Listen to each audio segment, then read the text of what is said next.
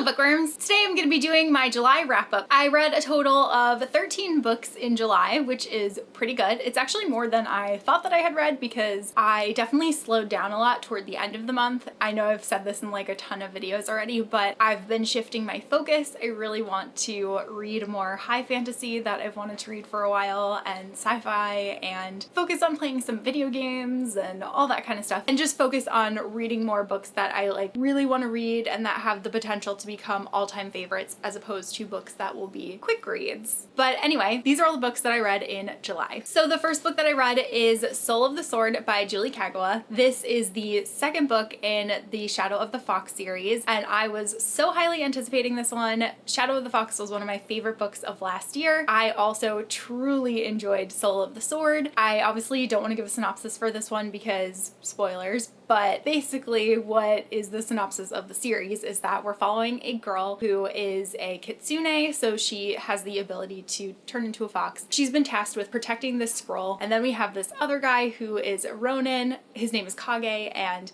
he is tasked with finding that scroll because once every like 100 years or something, I can't remember the exact number, if they have all of the pieces of this scroll, they're able to make a wish from this dragon. They're trying to prevent it from falling into bad hands. Essentially what they've learned from the past when this has happened is that no matter how well intended the wishmaker is, something always inevitably corrupts them with the amount of power that they're given by this wish. So they really don't want anyone to make the wish, but there are also obviously a lot of people that are searching for these scrolls because they want to obtain them and they want to be able to make their wish, and a lot of them are pretty evil. This book was particularly interesting because we definitely got to see a lot more of the villain character, which I was not expecting. I still really love Yumiko as a main character. I think that her story arc is really interesting, and I like the way that things have progressed for her in this book. Oh, one thing that I will say is that it's not like a totally action-packed series. This is definitely characters that are like going on a journey.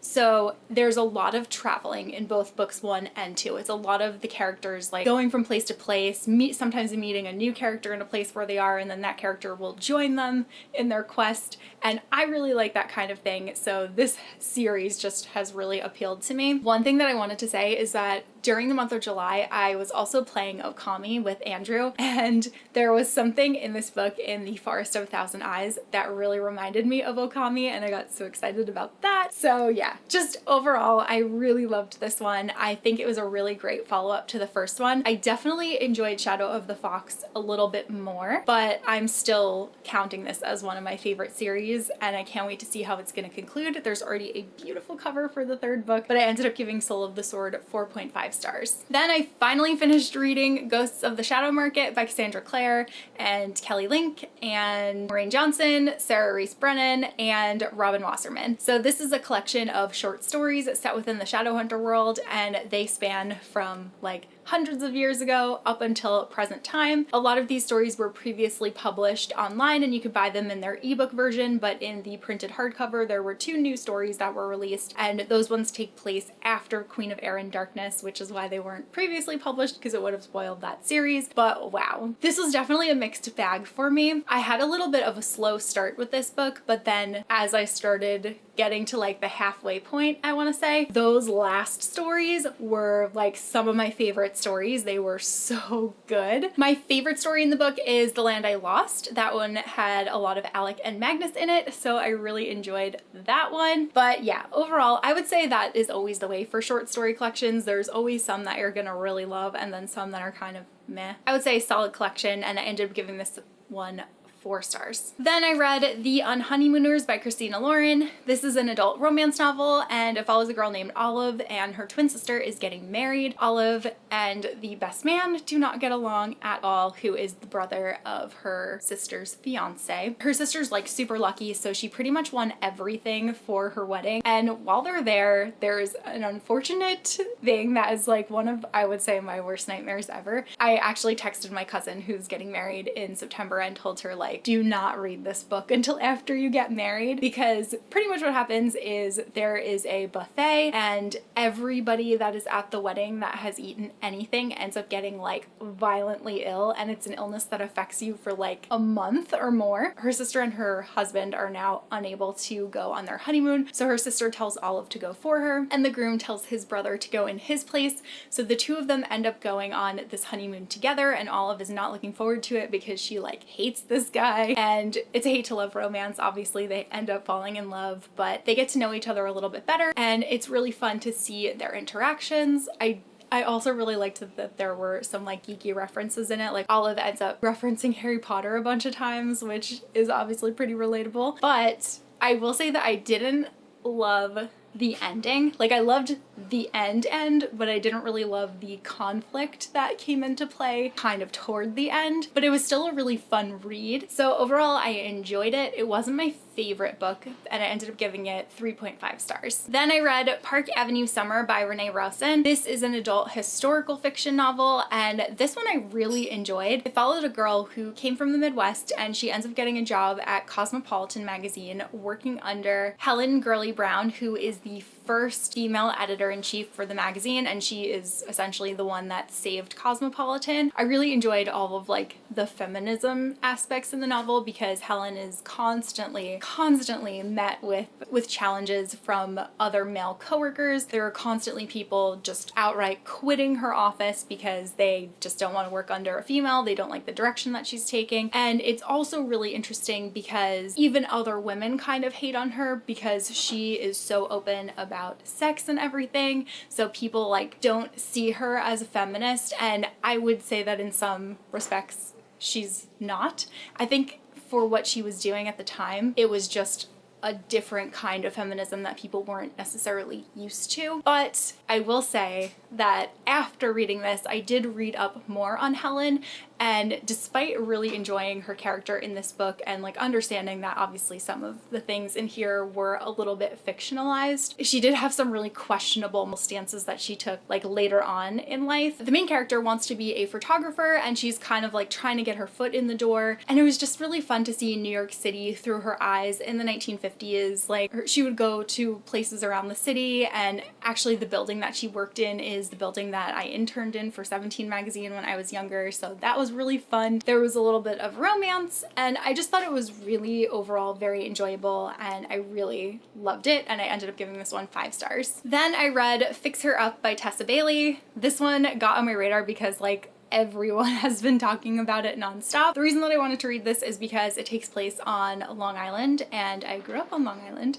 so I was very interested in picking it up just for that reason alone. It follows a girl named Georgie who, instead of going into her family business, she is her own entrepreneur, and she is a clown at children's parties, but because of her chosen profession, a lot of her family do not take her seriously, and she's also the youngest in her family, so people have trouble like recognizing her for who she is as an adult. Then we also have Travis, who is best friends with her brother and had a really promising career in baseball. He ended up getting injured and has now returned to their hometown, and people are also not really taking him seriously because his career is kind of over at this point. So the two of them decide to start fake dating in order to get the people in their lives to take them more seriously. It's really cute. I didn't really like how much Travis called Georgie baby girl. That was really annoying, but I thought it was a fun read. Like it was one of those things where I was like, this isn't like the best book. I read it so quickly because it was just like a mindless, enjoyable thing. So yeah, I thought it was fun. I ended up giving it 4 stars. Then I read the graphic novel Clueless Senior Year, and this I have to say I was a little bit disappointed in. So this actually takes place after Clueless the movie, and we have Cher, Dion, and Ty are in high school, and one of the things that I did like is that the book is split into like seasons, so that was cool. But pretty much in the beginning of school, Miss Geist tells them that they need to figure out what they want to do essentially with their lives, and that it's like a big project for them. So then Cher is trying to figure out like who she wants to be, and she tries like dressing like all these different kinds of people to see if like that's the Cher that she wants to be. And of course it ends up being a little bit crazy, and she ends up butting some heads with people that Josh is working with. I really liked the art in this book, but I really felt that the story was kind of lacking. I didn't really like the progression that it went on, unfortunately. I do think that I'm gonna to read the other one because there's another Clueless graphic novel called Last Summer, so I probably will check that one out too. But overall, this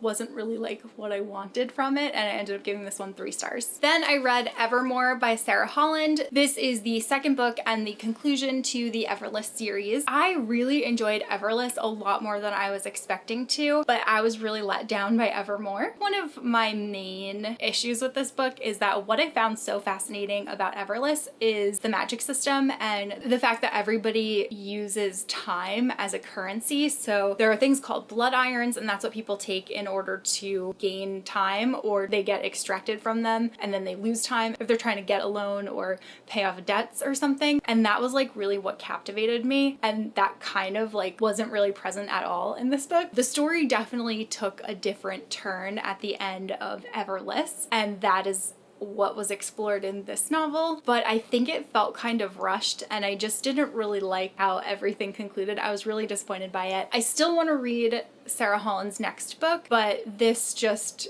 didn't do it for me, and I ended up giving this one 2 stars. Then as part of Fairython, I read Valiant by Holly Black. A lot of you have been asking, so we haven't actually posted a live show for Valiant. What we decided to do is to combine them. So for Valiant and Ironside, we will have a show wrapping up the trilogy. Reading these books has been an interesting experience. I really did not care for Tithe, and Valiant I enjoyed more than Tithe, though why? Like, I just don't even see how these books were published, quite honestly. I love The Folk of the Air so much. I love The Darkest Part of the Forest so much. I don't get these books. I think if I would have read these when I was younger, I would have liked them even less. And quite honestly, if I wasn't reading these for Fairython, I definitely wouldn't have even picked up Valiant after my feelings toward Tithe. Valiant follows a different set of characters. We're actually following homeless teenagers in New York City, and then there's like a drug addiction thing going on. It's out there. It's definitely not my cup of tea, but I enjoyed it more than Tithe. It could have been because I'm familiar with New York City, so seeing the different areas piqued my interest a little bit more than the New Jersey setting in Tithe, but it was weird. It was really weird. I don't even know what to expect from Ironside. Like, I don't know.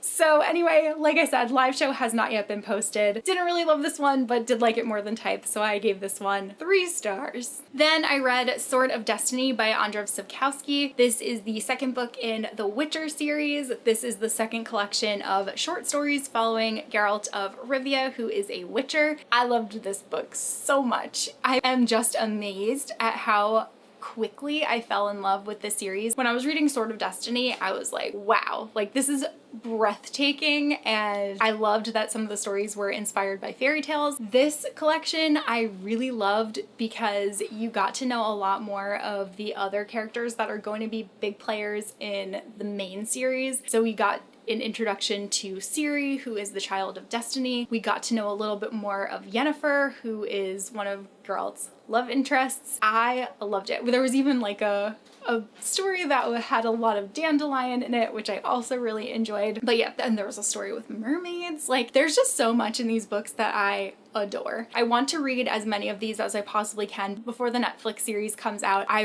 really loved the trailer for The Witcher, and I'm so happy. Like, these books just make me so happy. I am so drawn to Geralt and like fascinated by him. I honestly just love it. I think every single one of these stories is so beautifully written, and I'm so excited to see what the full-length novels are like, because short stories usually tend to be hit or miss for me, but in both of these collections, all of the short stories have been hits. So I can't even imagine how deep I'm gonna be into the Witcher fandom once I read Blood of Elves. Really adored this. I ended up giving this one 4.5 stars. Then I read Tarkin by James Luceno. This is a book all about Tarkin, Grand Moff Tarkin, and his journey to getting his title. So this actually takes place before Rogue One. We also get to see a lot of Tarkin's past before he was even part of the Empire, and we get to find out how him and Palpatine met, how he becomes someone that Palpatine really respects and relies on, and just the like course of their relationship and his character arc as a person is really interesting. And it also has a lot of Tarkin teaming up with Vader for something. Getting to to see their dynamic too is also really interesting. I enjoyed this book.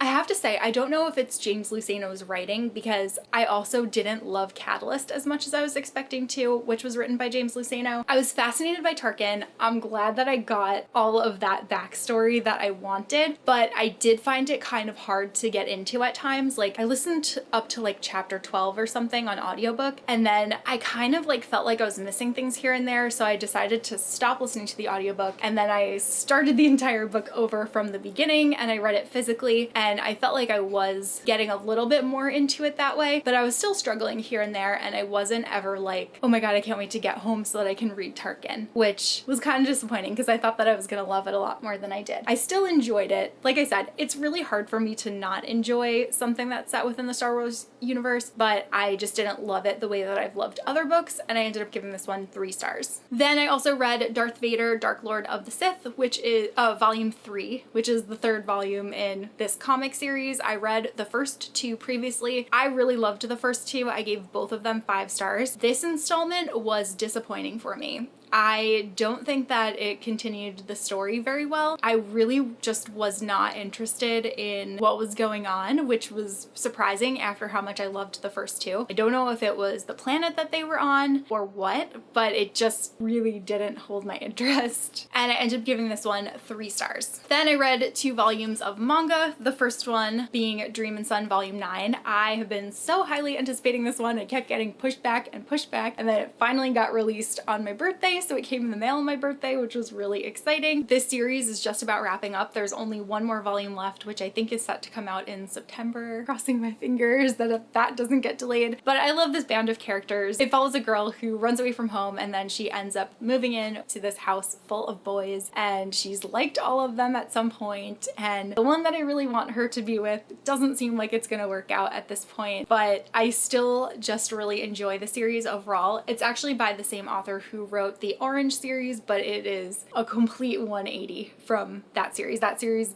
is like quite depressing, and this one is more like fun and cute and humorous. For those who want to know, Zen is my favorite character. He's the one that is obsessed with pandas, but I think it's really cute, and like I said, I'm really looking forward to reading the final volume, and I gave this one 4 stars. And the other volume of manga that I read is the first volume in a new series, and it is Daytime Shooting Star by Mika Yamamori, and it follows a girl who lived in the countryside, but her parents get this opportunity. I believe her dad gets like a new job, so they decide to leave, and they tell her that she's going to be moving to Tokyo and living with her uncle, and it's all about her like kind of navigating what's going on in this new place. I really enjoyed it. There's a kind of questionable relationship going on that I'm wondering where it's gonna go between her and her teacher, but I really like the dynamics between her and the other students in her class. She kind of befriends this guy, and I think they could be really cute together, but this other mean girl really likes him, so that's definitely going to be a conflict that comes up. Another thing that makes me really happy is that this series is actually a completed series in Japan. The first volume just came out in the United States, but it's only 12 volumes, and that means that these will hopefully get published in America in a reasonable amount of time. And knowing that it's already completed, I'm glad like that I'm not starting something unfinished, because series like Nana just kill me. But yeah, I really enjoyed this one, and I gave it 4 stars. So those are all of the books that I read in July. Let me know if you read anything that I mentioned and what your opinions were on them, and I will see you guys soon in a new video.